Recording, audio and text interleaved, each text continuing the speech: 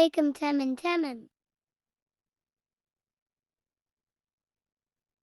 Assalamualaikum warahmatullahi wabarakatuh. Perkenalkan nama saya Regita Mutiara Diva. Saya dari Institut Ilmu Sosial dan Manajemen SIAMI. Hari ini saya ingin membahas tentang segmentation, targeting, dan positioning pada PT Aplikasi Karya Anak Bangsa atau Gojek. Dengan dosen pengampau saya, Bu Nur Fitri Rahmawati, mata kuliah Integrated Marketing Communication. Apa sih IMC itu? Integrated Marketing Communication atau komunikasi pemasaran terpadu adalah suatu strategi pemasaran bagi bisnis untuk mengkomunikasikan pesan yang sama di semua saluran pemasaran. Definisi dari komunikasi ini sendiri adalah sebuah metode pendekatan strategis yang digunakan oleh pemilik bisnis, baik perusahaan besar maupun kecil, untuk mengkoordinasikan semua aspek yang ada pada merek produknya. Maksud dari produk di sini bisa berupa barang dan jasa. Tujuan dari pendekatan ini adalah untuk menciptakan pengalaman yang terpadu bagi seluruh konsumen di berbagai saluran, baik offline maupun online. Kemudian tujuan IMC. Tujuan dari Integrated Marketing Communication ini adalah mempengaruhi audiens secara psikologis agar tertarik atau penasaran dan pada akhirnya ingin menggunakan produk tersebut.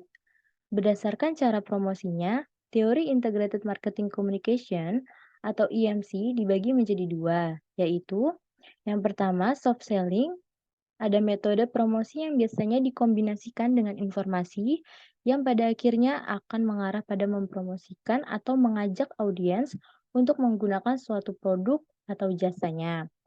Yang kedua di sini ada hard selling. Metode promosi ini lebih terang-terangan kepada pihak pemilik merek akan langsung menyampaikan kepada audiens untuk menggunakan produknya.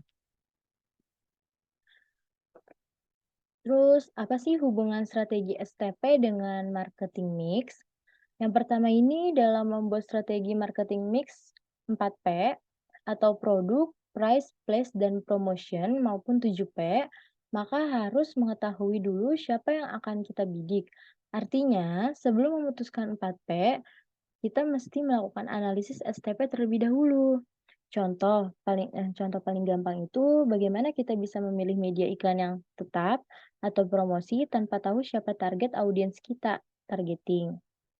Yang kedua itu STP, memiliki kemungkinan bisa dilakukan apabila sudah jelas produk dan harga bagian 4P. Produk yang akan dipasarkan sederhananya, jika kita sudah tahu produk yang kita buat untuk kalangan menengah ke atas, maka segmentasi marketnya juga harus membagi kategori pelanggan berdasar kelas ekonomi atau pendapatannya.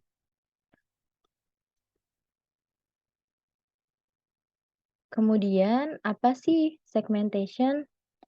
Segmentasi pasar atau segmentation, yang pertama itu pasar terdiri dari berbagai tipe konsumen, produk, dan kebutuhan, sehingga pemasar harus menentukan segmen mana yang menawarkan peluang terbaik untuk mencapai tujuan perusahaan. Konsumen dapat dikelompokkan dan dilayani dengan berbagai cara berdasarkan faktor geografis, demografis, psikografis, dan perilaku. Kemudian yang kedua, proses membagi pasar ke dalam kelompok pembeli yang berbeda-beda berdasarkan kebutuhan, karakteristik, atau perilakunya yang mungkin membutuhkan bauran produk atau buaran pemasaran yang terpisah, disebut segmentasi pasar. Kemudian di sini ada apa sih itu targeting?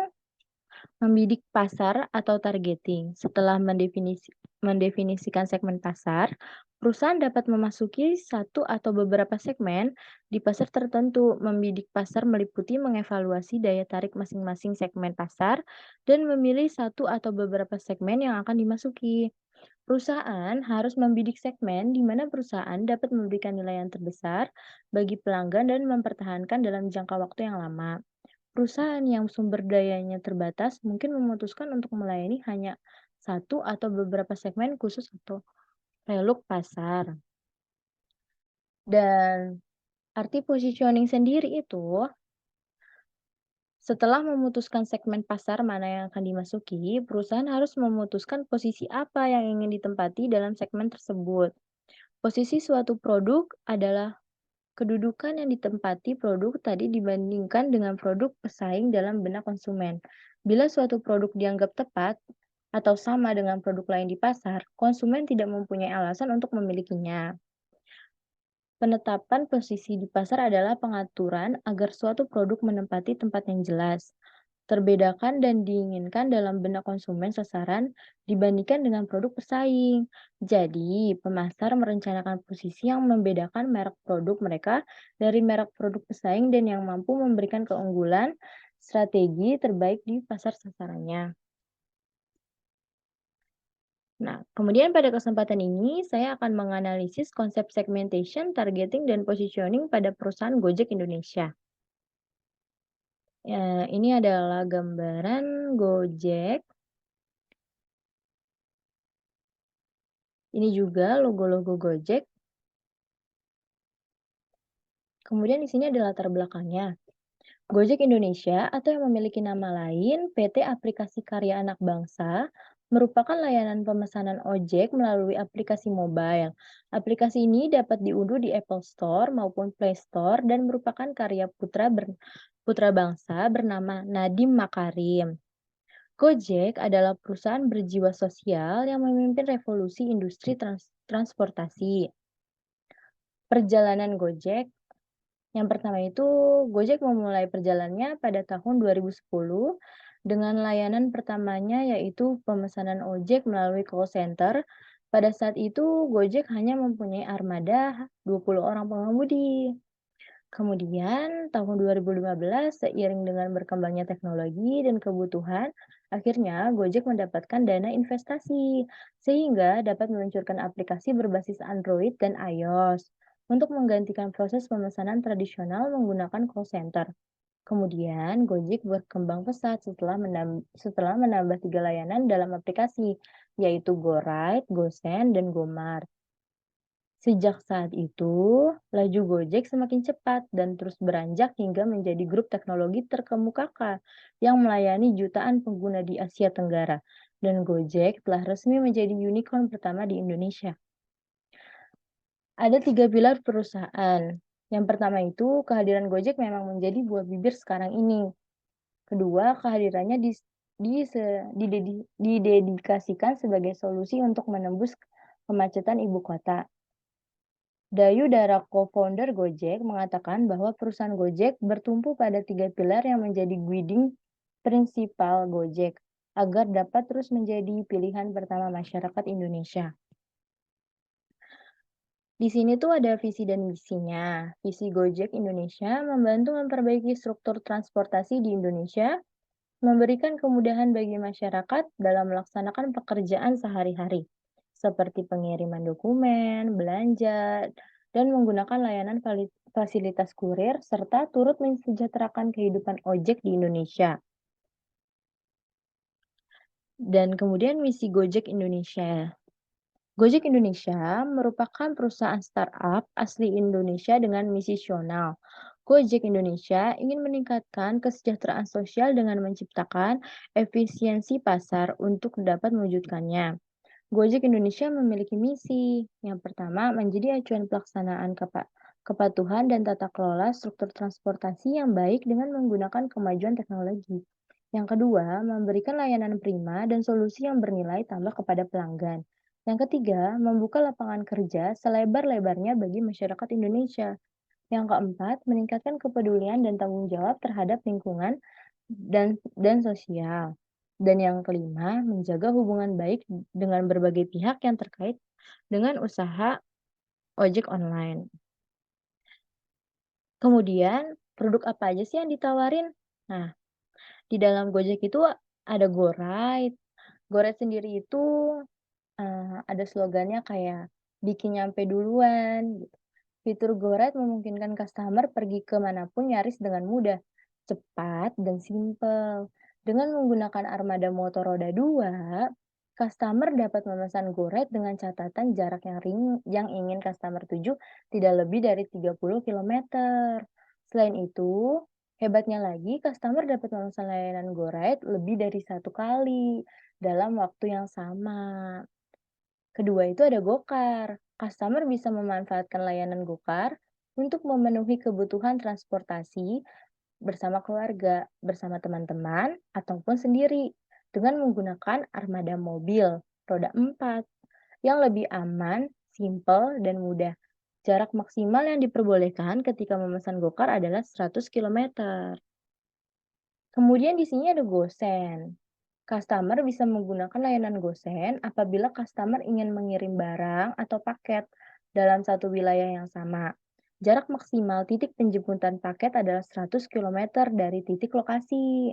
Customer dapat memesan Gosen dalam satu waktu lebih dari satu kali. Kemudian di sini ada GoFood. Untuk customer yang sedang lapar namun mager, mungkin bisa memanfaatkan layanan GoFood untuk memesan makanan dalam radius maksimal 25 kilometer. Customer dapat memesan makanan dari 100.000 lebih restoran maupun outlet yang telah bekerja sama dengan Gojek.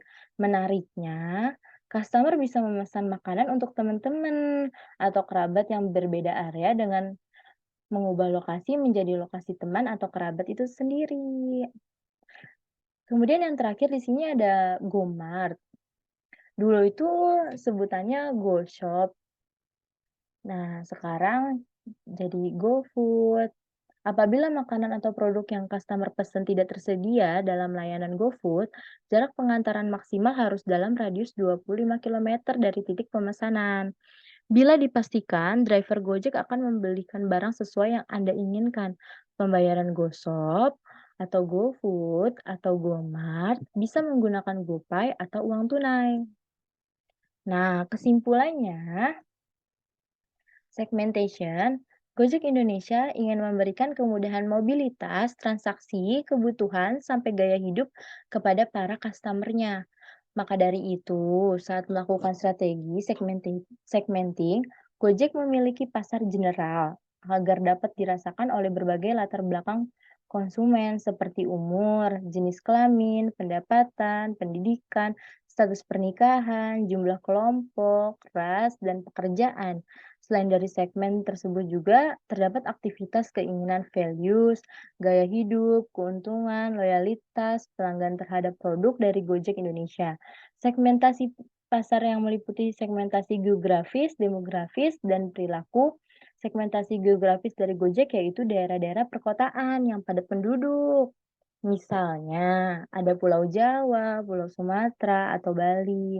Segmentasi demografis dari Gojek meliputi perempuan atau laki-laki berusia 17 sampai 40 tahun, pelajar ataupun karyawan dengan pendapatan yang menengah. Segmentasi pasar Gojek yaitu orang-orang perkantoran yang ingin menghindari kemacetan jalanan atau mereka yang malas keluar rumah untuk berbelanja.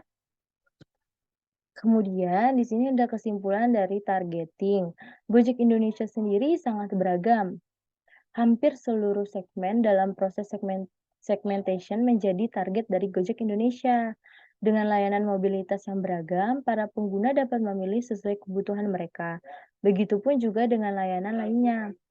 Gojek memberikan kemudahan kepada para pelanggan sehingga semua segmen dapat menjadi pelanggan Gojek, mulai dari kebutuhan mobilitas sampai gaya hidup.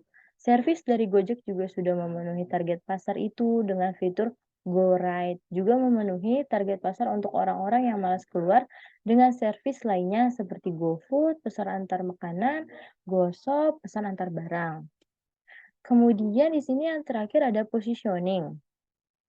Menyusung logo Solve, Gojek memberikan slogan, "Pasti ada jalan" kepada para customer-nya. Gojek hadir untuk menjawab segala permasalahan melalui teknologi. Layanan yang ditawarkan pun bervariasi, sehingga Gojek dapat memasuki segala aspek segmenting yang ada dan menjadi primadona bagi masyarakat. Gojek dianggap penting untuk menjawab persoalan yang dirasakan oleh masyarakat karena Gojek memberikan solusi dengan berbagai macam kemudahan. Terima kasih. Cukup sekian presentasi dari saya. Assalamualaikum warahmatullahi wabarakatuh. Terima kasih.